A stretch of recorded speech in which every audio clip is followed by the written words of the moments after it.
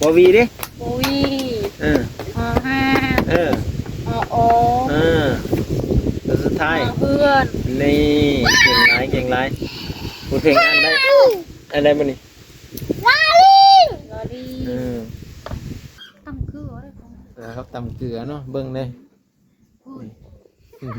ตำเกลือแห้งๆนี่แหละเพิ่นน่ะไม่ของกินเนาะกินกับมะเขือเนาะมันแพงตอนแรงนี่เมื่อวานนี่กินอันนี้เฮ็ดแล้วสิเจ้าสิมีเหิมมีแห้งอันนี้เนาะแต่ขนาดเคยกินหน่อไม้2 มื้อเท่านั้นก็ยังขี้ค้านจะกินเลยสิเจ้าให้กินแบบซี่แห้งเต็กแล้วค่อยๆนี่กินบ่ได้เลยบ่แม่นเลือกอาหารดอกมันบ่มีแห้งกินแต่ว่าเผ็ดกับเกลือนี่มันก็จ้อยแห้งอย่างนี้มื้ออื่นกินบักเพกไปหาหน่อไม้เดี๋ยวก็จะเจ้าเขาไปหาหน่อไม้ได้ว่ากระไรนี่เลาะตามห้วยนี่ไก่ป้ากินไก่ป้า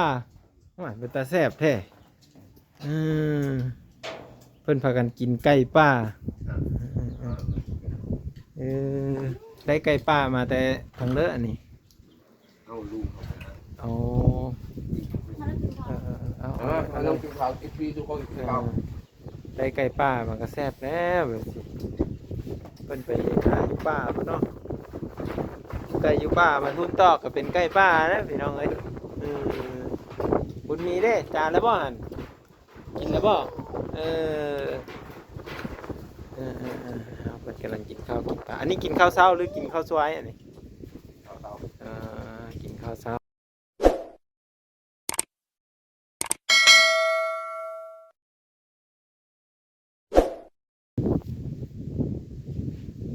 สบายดีพ่อแม่พี่น้องสวัสดี FC ประเทศไทยและท่านผู้ชมทุกท่านเนาะว่าจะรับชมอยู่ต่างประเทศก็ดีพ่อแม่พี่น้องเมื่อนี้ก็สิเฮามาเฮิน200เนาะเป็นบุญเพ็งเมื่อนี้ก็บ่ได้มีหยังหลายเด้อทุกคนเด้อก็สิบ่ได้มีสาระน่าฮู้หยังต่างๆก็คือเข้ามาเบิ่งเพื่อนเพิ่นว่าเขาเฮ็ดอยู่เฮ็ดกินหยังเนาะในตอนที่ว่าใกล้เที่ยงเนาะก็คือที่นี่ก็เห็นผัวเพิ่นขี่รถไฟฟ้าออกไปแล้วแหละแต่บ่ฮู้ว่าเพิ่นไปไสเนาะก็เลยบ่ได้ถามซ้ำมื้อนี้ก็บ่ได้มีหยังติดไม้ติดมือมานำได้มื้อนี้ได้เนาะก็คือขนมข้าวต้มเพิ่นก็น่าจะยังมีหลายอยู่ทุกคนเนาะก็เลยบ่ได้ถือมานะไปจะได้ก็เฮาไปหาเพิ่นเนาะก็คือเพิ่นขี่รถไฟฟ้าก็น่าจะเก่งขึ้นแล้วน่าจะเป็นขึ้นแล้วนะแต่ว่าจะเพิ่นเฮ็ดกินยังปกเปกทางไหนไปเดี๋ยวไปเบิ่งนำกันพ่อแม่พี่น้องไผเบิ่งคลิปนี้จบแล้วเนาะเบิ่งคลิปนี้จบแล้วก็ฝากพ่อแม่พี่น้องแสดงความคิดเห็นได้ทุกคนเด้อพ่อแม่พี่น้องเด้อเนาะตามใจเลยเนาะใครอยากแสดงความคิดเห็นจะได้ก็ได้บ่ว่ากันเนาะทักทายกันคือเก้าพ่อแม่พี่น้องเนาะไผ FC ลาวก็เข้ามาเบิ่งเนาะหลังจากที่ได้รถไฟฟ้าไปแล้วเขาไปไซแน่เขาขี่จังได้แน่เนาะเข้ามาเบิ่งนำกันเนาะมาบ้างกะอยากพาทุกท่านนะเข้ามาเบิ่งจังสั้นแหละเขาเห็ดอยู่เห็ดกินอีกยังแน่เข้ามาเบิ่งนำกันเห็ดยิ้มพี่เห็ดยังเด้สบายดีเมื่อทุกคนสบายดีเมื่อทุกคนเนาะสวัสดีบุญเพ่งร้านน้อยคนขยันสวัสดีค่ะไว้เบิ้งแน่ผูกน้องเจ้าสวัสดีค่ะเบิ้งแน่พาน้องเฮ็ดด้วยฮะบุญเพ่งให้บ่น้องเป็นนะฮะโอ้ยบุญมีก็ค่อยจะท่าจะยุแต่จะไม่นุ่งทรงสวัสดีค่ะกินกับเพื่อนนะฮะป้าตัวคนงามนี่กินข้าวคำมะเขือจำเกิดนิดนึงเนาะลูกเจ้ากินข้าวสบายนะสลอยกินข้าวกับเกลือเท่านั้นเพ่งไอ้มีแปลกเลยเห็นเจ้างามแบบนี้จะกินข้าวกับเกลือผู้นั้นก็ผู้นั้นกินข้าวกับเพื่อนน่ะมะเขือกินข้าวกับมะเขือโอ้สิตำเอานะป่าแล้วก็มีล้างก่อนเลยเก็ดปลามันกินเข้าไปอันนั้นเลยมันแข็งเลยล้างก่อนเป็นเปรี้ยวกับพวกน้องวะเป็นอาหารหลักเบิ้ง นุ่งทรงไว้เสื้อทรงดิเอาทรงไปซบทรงซบทรง วันนี้ก็ต้องประเจิงคอยไปเมื่อวันนี้ห้องเรือนเจ้า เหมือนนะ ขี่รถไฟฟ้า เอาเข้าไปเสื้อถ่ะ คอยเอาไปนะนำเขาขี่ได้ ขี่ได้เลยเจ้าเพิ่นมีไปเห็นบ่นงเห็นบ่ บ่นงบ่เห็นจอดเอาไว้ก็บ่เห็นเว้ย มือเริ่มบ่เจ้าห้องเทินครับบ่ ไม่มีจะไม่ได้ท อืม ำเพราะเรือนเจ้า แม่ทำไปซื้อเครื่องมีจักเจ้าเห็นบ่รถไถอยู่เหือน มีเจ้าไปซะซื้อเครื่อง ยันแม่นเลย เครื่อง สวัสดีค่ะบุญเพ่ง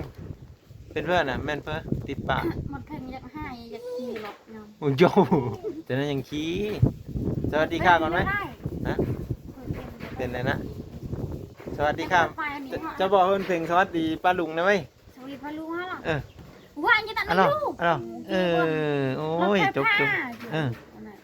เป็นแล้วบ่ขี่รถไฟฟ้าบุญเพ่งขี่แม่ให้ขี่อยู่บ่ลอยบ่ให้ขี่ยังแม่คือบ่ให้ขี่มา ในกลางทุกวันนี้ ไม่ยังอ่ะนะขันเป็นยังคือปากแดงปากดำ เขากินนั่น มะม่วงม่วงกัดนะจะบ่ล้างก่อนเธอหน้าล้างก่อนเด้ออันนี้เด้อาจารย์กินมะม่วงบ่อยากกินบ่อยากกินน้ำเอ้ยบ่จะนายขี่ให้เบิ่งหน่อยเด้อ ก็ขี่เป็นแล้ว สามีขี่ไปทางเลยได้ซะ ฮะ เพราะยังเกิ่งขี่ไปใช่เลย ไปเอานั่นไปเอาของกิน นี่เสือ มีเพื่อนลุงคอย บนผักมาบ่อืม นี่เลยของ กินกับยังนะบุญเพ็งจะมาเชื่อแซ่บอยู่บ่ พอไปหอดเพื่อนยาชวน เราฮอดพุ่นเห็นบ่ เล่น ไม่ได้เฮาไปลิ้นน้ำเรา เล่นเล่น น้องก็ได้นุ่งทรงคักอันนี้เนาะสวัสดีค่ะ ข้าวค่ะ เจ้าไม่ได้นุ่งซ้ำทรงแบบน้องไง ไปเอายืดเสื้อมามงค่ะบุญเพ็ง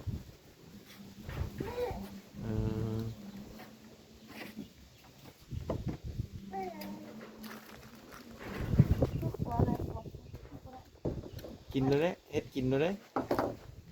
ว่าเฮ็ดกินเลยเด้อว่ะเจ้าเฮ็ดกินเลยเด้เจ้าเฮ็ดกินเลยเด้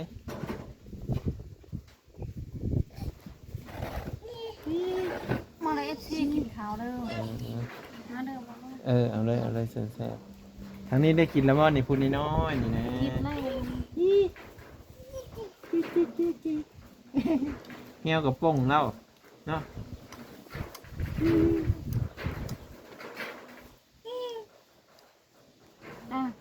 เหลือบังเจ็บตาเป็นไง ตำสังกะสีบ่เดียวอันนี้ฮักเกดสิกินข้าวเช้าบ่นี่ แม่ เขาตำไม่ไปให้เกิ้งกะเหยาะมีขนาดเนาะตำไม้อย่าตำแหงเลยได้ตาบอดได้เป็นผู้สาวตาบอดบ่ได้เด้รถทีบก็ขี่เป็นแล้วไปส่งบุญเพ็งมานี่ก็บ่ยากแล้วนี่เนาะ เขาไปเอง ไปฮอดปุ๊บมาหยากเลย ไหน บ่แม่เจ้าค่ะไปฮอดเราก็ขี่รถมาก็สบายไม่กินเราย่างมาบ่ไม่มีเพื่อนลิ้นน้ำเพิ่นคนนี้กันมาได้ไหมออกมาได้ไหมนี่หลอดออกมาออกมานี่ออกมาไว้ ทำบ้าเป็น ก็เลย คอยเพื่อนเจ้าไปครับ จะสั้นแน่นอนก็ค่อยแอบไปเรื่อยๆแหละสมมุติว่าเอาจะเหยียบไปซื้อละอย่าให้ลูกเพราะยังเกิ่งบ่ว่างขี่รถไฟฟ้าไปเลยมึงสดบน5-6 ลักก็ขี่ฮอดขอแต่อย่าไปต่ำเขา มันบ่มัดเหรอ บ่มืดฮอดมึงสดบ้านนงเฮ็ดจะได้มาให้ซะบ้านนงเอาใส่รถยังมาซะ มันหลงแล้วก็พาเนี่ย เออ มันหลงขี่มาได้ นี่แล้วก็ขี่มาแต่เมืองสดพุ่นยังฮอดจะสั้นเลยตัวเจ้าไปเอาของกินเนาะ ปืนนี่ก็ป้าย ไปเจอ ไปงามนะจ๊ะ งานดองนะบ่แล้วฮักกะมานี่ เขาก็มา ขี่รถไฟฟ้าบ่ไป หมอยัง เอาย่างไป เบอจากกระโดดหันแล้วต้องหันจากกระโดด เออ กินนี่อันนี้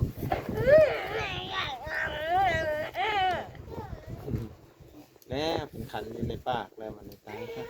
นี่ตาน้อยอยู่เพลงนี่เขาบุญเพลง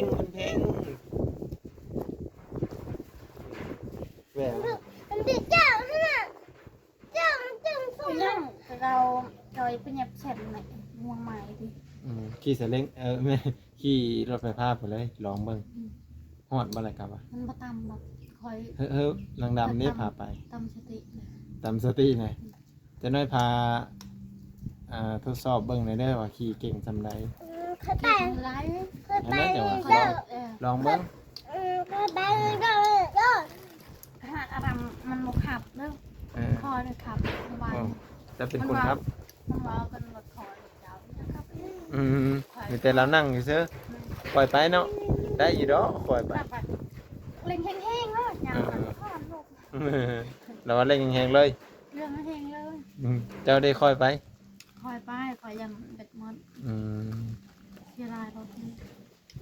แม่นเลยไปค่อยๆแล้วเนาะประหยัดได้เพิ่นเอาให้แล้วต้องประหยัดเพิ่นก็บ่ได้หามาง่ายๆได้พอจะลูนไปเลยเนาะแล้วเพิ่นสิได้เงินเป็นเพิ่นก็เจ็บตาเจ็บแหงแต่ว่าสวัสดีค่ะ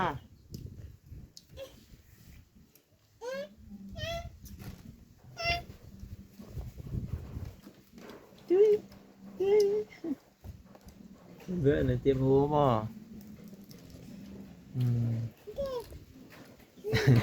แซ่บบ่เลยกินกับหยังบ่ภาษาเราเถิงดูกินกับหยังนะจ่ากับหยังเลยจ่ากับอากาได้อ่านอยู่บ่หนังสือน่ะ หนังนะ ตายคักเฮ็ดแล้วสิเป็นเลยวันจันทร์นี่ก็ไปโรงเรียนว่ะ ไปโรงเรียนแล้ว แม่ไปส่งแล้วแบบนี้เนาะไปส่งเมื่อไรกันไปก็สิมาถ่ายให้พี่น้องเบิ่ง ไปพงแล้ว ขี่ซาเล้งบ่ขี่รถไฟฟ้าบ่ เอาไปพงเอง ค่อยสิมาถ่ายคลิปเด้อจ้ะ คอยลง อืม ไปเข้าแนวแต่ เอาแม่ไปส่งกันสิเนี่ย เจาะประมาณจะเกิดประมาณหนักเหรอเนี่ยกาวจะเพิ่มประมาณกาวเนี่ยของเราคือหอดผูนหอดเราเพื่อนมาลงเลย เนาะ เขาไม่ได้อาย สิอายเฮ็ดหยังเลยรถไฟฟ้าเมื่อบ้านน่ะมันมีแต่เจ้าได้มีรถไฟฟ้าน่ะแม่นเหรอวะมีกันแบบอันนั้นอันนั้น ตัว กัน ลง นะ แล้วนี่หรือว่า บ่นะเจ้าบ่เห็นบ่รถทีบบ่นองกับรถทีบสีดำรถทีบห้างๆฮะ บ่เห็น เอ้ยเอ้าเอ้าเอ้าแล้วหรือว่ากินข้าวฮะกินข้าวแล้วพาไปอ่านหนังสือ ไปเจ็บคอ กินยา จากก แล้ ระ ว โดดก็ได้ เอาเอ้ยโยมันไม่รู้เรื่องก็จะกระโดด จะโดดเวียเพื่อมาใช่มันนี่มาลงไปใช่ นี่บ้าหนูอยู่เล่น มาไปใช่ อ่านหนังสือเดินเพ่งเด้ออ่านหนังสือพระเศษนะกินให้มันอิ่มหน่อยไปอ่านหนังสือไปเดี๋ยวไอ้พาอ่านหนังสือเด้ออ่านหนังสือเด็กจ้ะ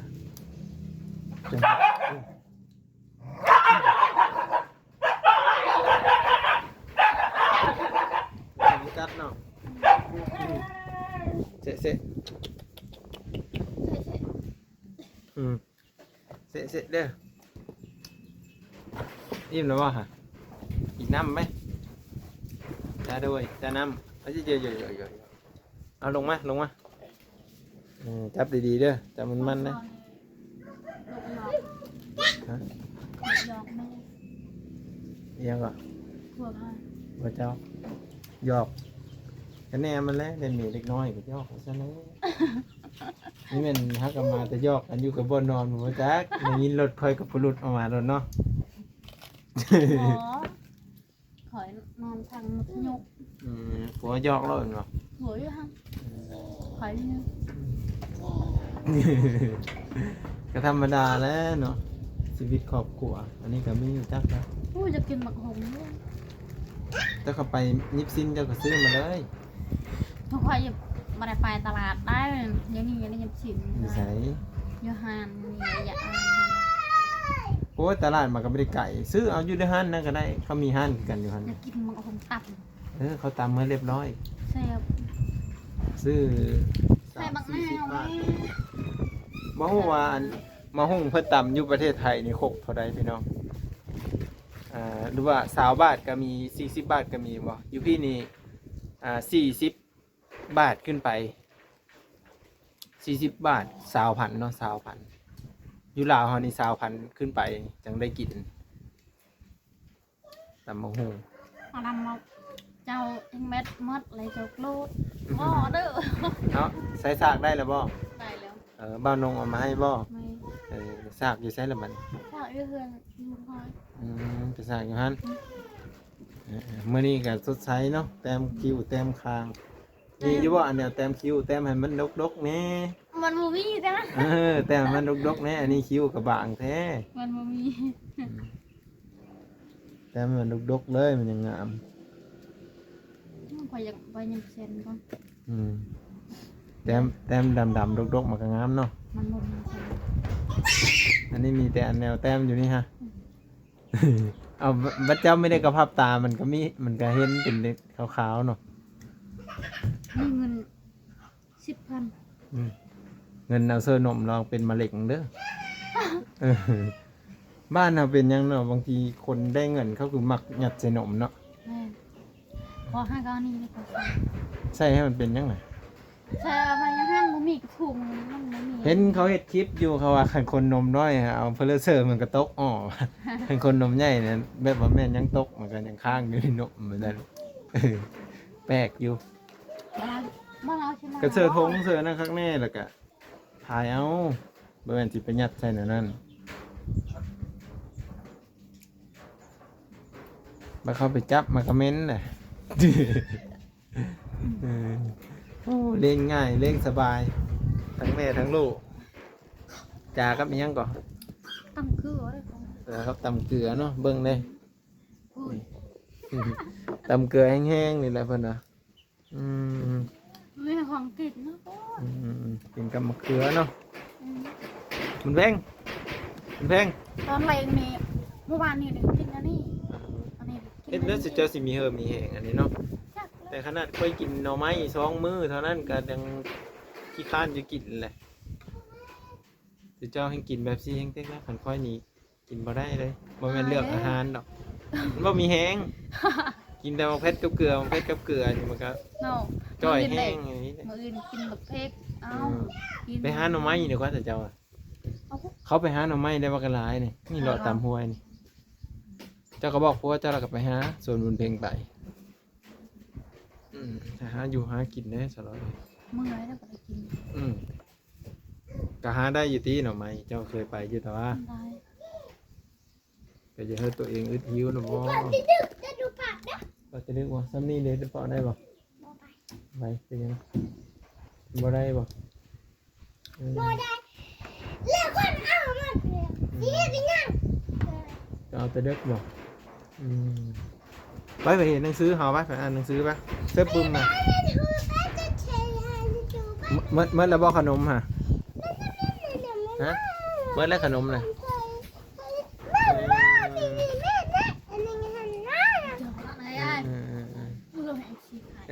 เอาไว้กินเลยเอาไว้บัดเจ็บเด้เจ็บเด้ ไปพร้อมกัน เจ็บเด้เจ็บเด้ จะอ่านคืออะไร แต่นายพ่อหายเด้มันยังเกินแต่ก็อ่านหนังสือยามพักองเหียนเด้เห็นบอกไอ้วาวสู่ฝั่งฮะไอ้วาวต้องเหียนพิเศษไอ้วาวจังอ่านได้เพราะยามไปองเหียนกับหมู่กับเหียนอ่านบ่ได้เจ้าอ่านได้ก็ถือว่าเก่งนะฮะจะร้อยก็ดีใจแล้วเห็นลูกเขียนหนังสือได้ไปโรงเรียนกันเอาโต๊ะมาเลยก็ได้ ได้สิพาอ่านอยู่โต๊ะแต่ว่าอ่านตัวไทยบ่เป็นเด้อทุกคนเด้อมาบ้างอ่านตัวไทยบ่เป็นระวังน้องล้มระวังน้องล้มระวังฮักเด้อเลย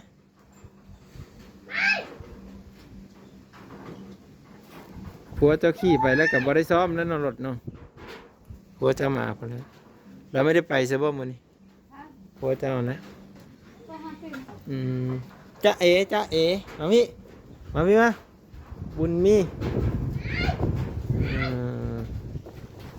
จะนั่นเพิ่นมาพี่ลองขอโอ้น้องเด้อป้าติโทบุญเพ่งได้กระดานบ้ากใหญ่ๆทุกคนเลยเป็นกระดานก็ได้นี่เป็นโต๊ะก็ได้เนาะถือไปอ่านเลยเนาะอ่านเสร็จตัวใหญ่ๆเลยเนาะมาพี่มาบ่าวถือให้มายกมาเลยยกมือเดียวเลยนี่ ไปมาเด้อสร้อยมาเห็นบุญเพ่งเด้อสร้อยตามมาตำลัง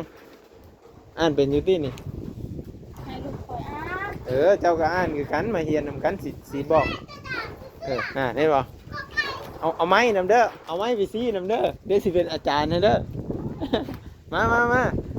เมื่อนี้ค่อยสิมีนักเรียนอยู่3 คนได้ทุกคนแม่แล้วก็ลูกไม้ตัวละไอซี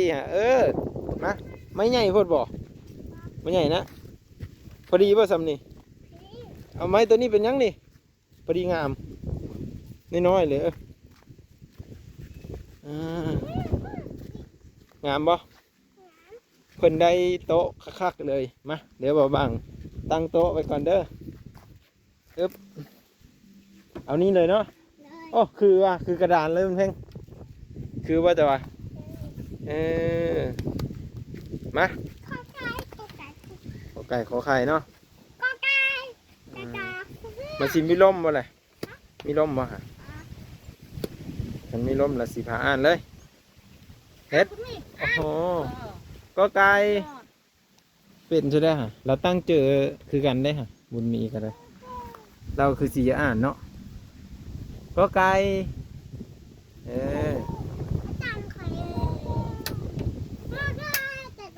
เพิ่นให้อ่านดังบ่คุณแม่อาจารย์เจ้าให้อ่านดังบ่หรืออ่านค่อยอ่านดังนะ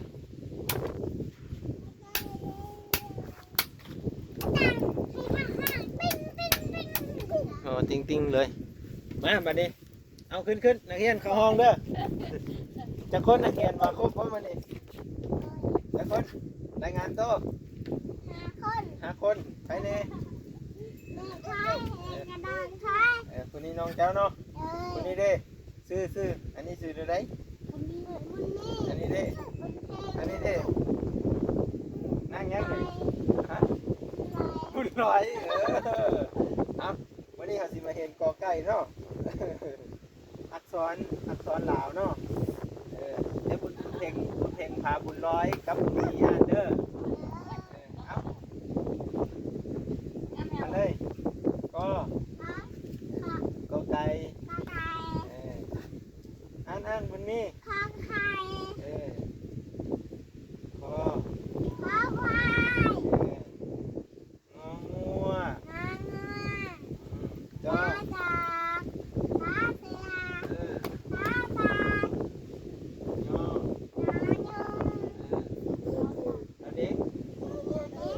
เด็กก็เด้อหนังร้อยหนังบุญร้อยเด้อนี่ต่อตานี่ดิต่อนี่ต่อถุงนี่ดิต่อถุงนี่ดินอนกนี่ดิต่อนี่ดิต่อซื้อเจ้าอ่ะนี่ดิผลเขาหอม นี่ เคยกินได้นี่เด็กทำเป็ดค่ะ กินเฉยนี่ดิพ่อพาผู้ นี่ดิพาแพรนี่ดิ พาแมวยาย่าต่อ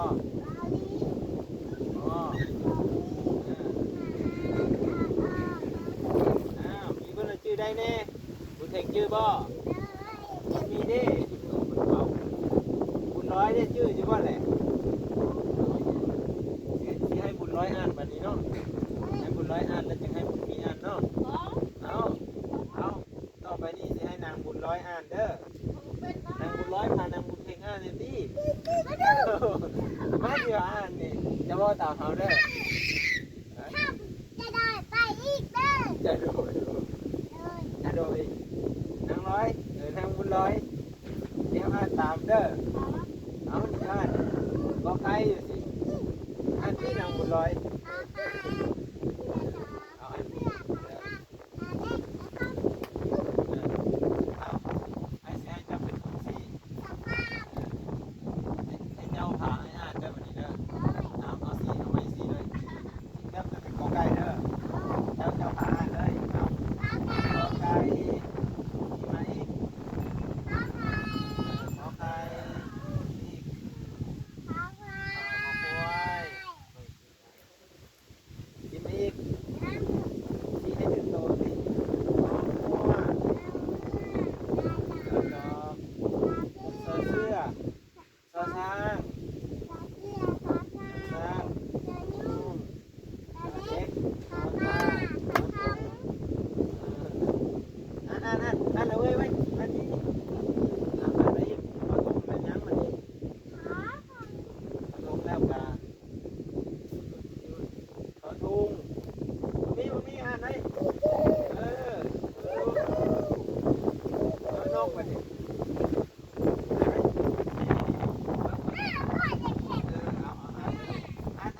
อ่านเลยเว้ยซอทุงซอนกนี่มาพี่โอ้ยนางเห็นคนนี้เพิ่งเบิ่งไก่แท้แสงตาสั้นมีจังหนิพอเพิ่งอ่านพอเพิ่งไว้พอเพิ่งพอผลพอภูพอไผ่พอแมวพอยาเอารถเอาจะนอนเพื่อจะเอานอนไปสิเอาดีพอดีเยี่ยมนอนไปกัน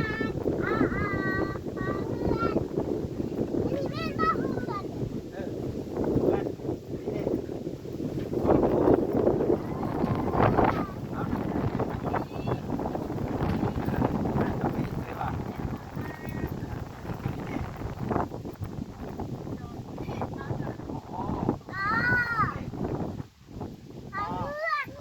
โอ้เป็นแม่ก็เป็นมาเอาบ้าพายสีทองนี่เลย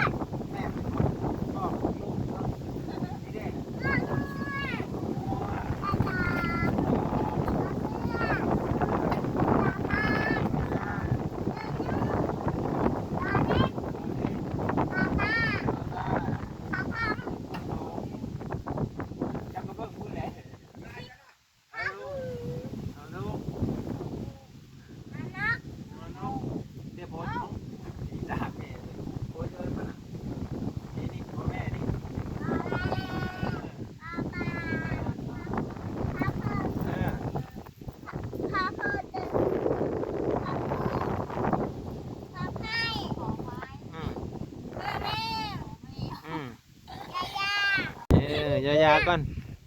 อันนี้รอรถว่าทีโอ้เก่งไรลูกซ้อนแม่นี่โอเคเลยทุกคนอ่านได้อ่านสบายเลยสร้อยเพิ่นกะเฮียนฮู้ไปนำกันเลยเนาะซอสร้างนี่เด้รอลิงเด้มาพี่คนน้อยนี่มาพี่วอวีดิ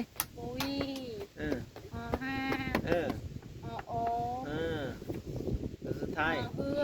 นี่เก่งไรพูดเพลงอ่านได้มั้ยนี่ บวี จ้าแล้วบ่โดยฮัน อ๋อ เออ คอไข่ นางร้อย เออ ไปได้ไหมจ้าโดย โดวี จ้าโดยแม่ไปจ้าโดยเด้อไปกินข้าวก่อนไปกินข้าวก่อนก็ได้เออไปเด้อไปกินข้าวกินปลาก่อน แม่น้ำปลาสมบัติ กินสมบัติ สมบัติกระเทียม สมบัติเซียนเนาะไปเดี๋ยวเพิ่นไปกินข้าวทุกคนเพิ่นได้เพิ่นเลิกกินเดี๋ยวไปเบิ่งนำกันบ่ฮักพี่นี่เนาะเอาลงกันอย่ามันฮักของเราฮักทุกคนฮักยันว่ามันมีทั้ง A B C D แล้วก็มีตัวไทยบ้างตัวไทยนี่บ้างก็อ่านบ่เป็นไปได้เนาะกอไก่ขอไข่ขอละคังบ่แล้วก็จักอีหยังอีกต่อไปนะบ้างก็บ่สามารถอ่านได้เด้อทุกคนเด้อไว้พี่น้องเด้อตัวไทยครับบางบ่สามารถอ่านได้เนาะส่วนหลายก็สิเว้าเอานำ Google เนาะเว้าเป็นภาษาไทยนะแต่ว่าสิให้มาอ่านเป็นตัวอักขระแบบอักษรไว้สิบ่ได้ไปเดี๋ยวไปเบิ่งนำกันปุ๊บเพิ่นกำลังกินข้าวกินปลาอยู่ทุกคนหลังจากที่เรียนหนังสือแล้วเนาะกะบ่ทันแล้วดอกแต่ว่าอยากพามาเบิ่งอีก1บทบาทเนาะอีก1ช็อตก็คือจะเป็นพากันกินข้าวกินปลาได้เพิ่นแล้วกินเด้พ่อใหญ่เกิ้งได้หยังกินเด้ ไก่ป้า ฮะกินไก่ป่าว่าเป็นตาแซ่บแท้เพิ่นพากันกินไก่ป่าได้ไก่ป่ามาแต่ทางเลอะอันนี้ เอาลูก เอาเอา เอาลงกินข้าวกินฟรีทุกคนกินข้าว ได้ไก่ป่ามันก็แซ่บแล้วแบบสิเพิ่นไปหาอยู่ป่าพุ่นเนาะไก่อยู่ป่ามันทุ่มตอกก็เป็นไก่ป่านะพี่น้องเอ้ยบุญมีเด้จานแล้วบ่หั่นกินแล้วบ่เอาเพิ่นกำลังกินข้าวกินปลาอันนี้กินข้าวเช้าหรือกินข้าวสวยอันนี้ ข้าว กินข้าวเช้าเนาะตัวใหญ่เติบบ่ไก่ป่าก็ได้ ครับอะไรไงนะ โอ้สำเห็นเนาะมันไก่ป่ามันบ่ค่อยใหญ่ปานใดดอกทุกคนเลยส่วนนั้นมันก็แบบจ้อยๆอยังนั้นนะมันบ่ใหญ่บ่ตุ้ยเนาะยามเลิกไก่ป่ามันแซ่บนี่ ยำนี่แหละ มันมันบ่ยามนี้มันมันทุกคนจะน่าเพิ่นกินข้าวกินปลาแล้วจึงเรียนหนังสือไหมเนาะจึงสิสอนบนเพลงใหม่รอติดตามเบิ่งเด้อพี่น้องเด้อนอนเพลงกินข้าวอิ่มๆนักเรียนต้องกินข้าวอิ่มเด้จังอ่านเป็นเนาะพ่อแม่เห็นลูกอ่านเป็นหนังสือก็ดีใจแล้วพี่น้องเอ้ยจังสิได้มีความรู้หลายขึ้นเนาะมันมีเนาะเฮ็ดกินหมูย่อยเด้อทางนั้นเด้อแมมเอาทุกคนเราติดตามเบิ่งแซ่บอยู่บ่กินไก่ป่าจะสั้นเลยแซ่บบนเพลงว่ามื้ออื่นนี้ก็ไปโรงเรียนแล้วเพิ่นไงมื้ออื่นนี้เป็นมื้อวันจันทร์มื้อเป็นมื้อวันจันทร์มื้อนี้เป็นวันอาทิตย์ทุกคนจะได้กะเดี๋ยวถ้าบุญเพลงกินข้าวแล้วถึงบอกให้เพิ่นอ่านหนังสือไหมเนาะเดี๋ยวเขาไปท่าอยู่พุ่นนี่เด้รถเพิ่นเห็นว่านี่ไผ่ผ้าเนาะมื้อนี้ครับเพิ่นแอบกันน่าจะแข็งกว่าเก่าเนาะเดี๋ยวมารอเบิ่งนำกันว่าเพิ่นสิขี่เป็นแบบของแค้วบ่หรือว่าจังใดเนาะก็ลองติดตามเบิ่งลองติดตามเบิ่งเด้อพี่น้องเด้อ EP ต่อไปเนาะ EP นี้ก็คือว่าบางที่ได้จบไว้เพียงซ้ำนี่เขาเนาะเดี๋ยวมาต่อกันตอนที่2ว่าสิเป็นจังไดแน่เนาะตอนที่1นี่ผ่านไปแล้วว่าพี่น้องก็คือได้อ่านหนังสือแล้วก็เยี่ยมยามถามข่าวเพิ่นเนาะนางร้อยเพิ่นก็สามารถที่จะอ่านเนาะ สามารถที่จะอ่านหนังสือแบบว่าจะได้ก่อนอ่านหนังสือกอไก่ขอไข่นะอ่านแบบน้ำลูกก็ได้ทุกคนเนาะนี่ก็ถือ ถือว่าสุดยอดหลายเนาะบ้านนงเพิ่นจัดมาให้เลยเพิ่นว่ามีผู้ใหญ่ใจดีซื้อมาให้เนาะก็ถือว่าให้น้องเพิ่นได้เรียนหนังสือได้อ่านแบบสะดวกเนาะก็คืออยู่เฮือนนี่ก็ตั้งไว้แบบนี้เลยเนาะแล้วก็อ่านเลยเนาะเพราะว่ามันมีค้าอยู่เด้พี่น้องนี่มีค้าอยู่มีค้าแบบตั้งขึ้นแบบนี้นะเดี๋ยวมารอติดตามเบิ่งตอนต่อไปเนาะพี่น้องเนาะมาบ้างขอบพระคุณเบิร์ทุกคนเด้อที่เข้ามาให้กำลังใจเนาะแล้วก็บอกข้ามโฆษณาไปพี่น้องเนาะบอกข้ามโฆษณาในซองของมาบ้างเนาะเป็นจะได้การรอติดตามเบิ่งตอนต่อไปมาบ้างขอให้พ่อแม่พี่น้องปาลุงเอ้ยไออยู่ดีมีแหงเนาะเดี๋ยวรอติดตามตอนต่อไปพี่น้องสวัสดีและก็สบายดีเด้อ